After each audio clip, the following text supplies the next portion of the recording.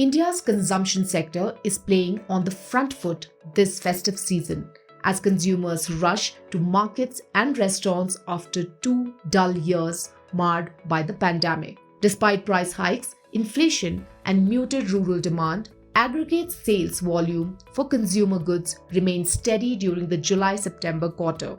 Analysts see the trend sustaining as discretionary demand remains strong in the middle and upper middle class of population. According to Amnish Agarwal of Prabhudas Leeladhar, huge pent-up demand continued to fire growth in most discretionary segments in Q2 FY23. Staples consumption in rural India remained more impacted than overall urban consumption due to inflation.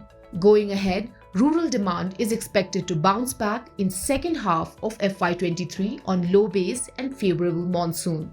His assessment may be playing out on the ground at the moment. The recently concluded 9-day Navratri festival saw retailers clock their highest footfalls in 2 to 3 years across segments such as automobiles, consumer appliances, and apparels. And since price hikes taken by companies in Q1 have been absorbed well by customers, analysts expect this consumption trend to remain strong given festive period and year-end celebrations in Q3 FY23.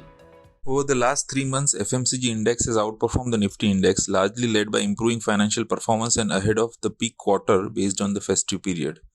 We believe that any signs of a sustainable recovery in rural FMCG growth could be the next big trigger. However, delay in rural demand recovery, sticky input prices, and higher competitive intensity from current and new players pose risks to this expectation. Jasani expects FMCG companies to witness significant gross margin expansion between FY22 and FY24, assuming normalization of input costs and partial reversal of price hikes.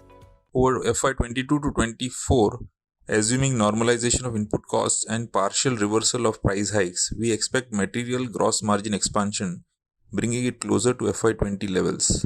Operating cost savings witnessed over FY20 to 22 could reverse going forward, largely due to higher marketing spends, thus restricting operating margin expansion.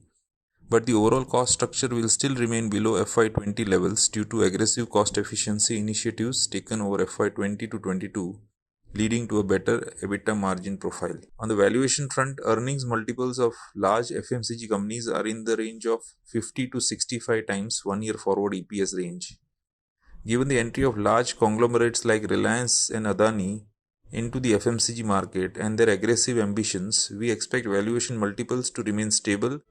From an investment viewpoint, Nishit Master of Axis Securities PMS likes EIH, Aditya Birla Fashion and Retail, Maruti Suzuki, M&M, Tata Motors, Westlife Development, Jubilant Food, Trent, and Bata.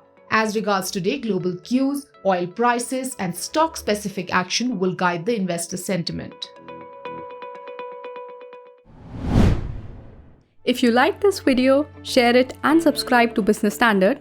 For more news, views, and insights, log on to www.business-standard.com. Do also follow us on YouTube, Twitter, Facebook, Instagram, Telegram, and LinkedIn.